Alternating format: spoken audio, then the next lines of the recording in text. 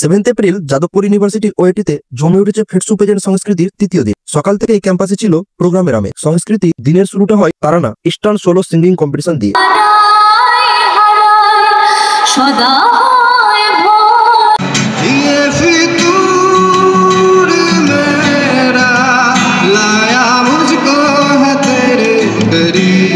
যাদবপুরে এসব আবার কি হচ্ছে?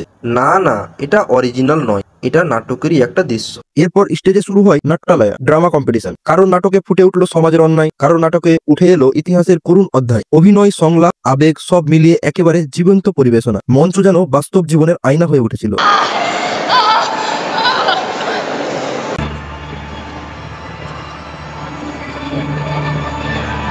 তারপর হলো অন্তাক্ষরী। 3 রাউন্ডে ভাগ। প্রথম রাউন্ডে মিউজিক শুনে চিনতে হবে গায়ক ও গানের নাম। দ্বিতীয় রাউন্ডে চিরকুট থেকে তোলা শব্দ দিয়ে গান গাইতে হবে।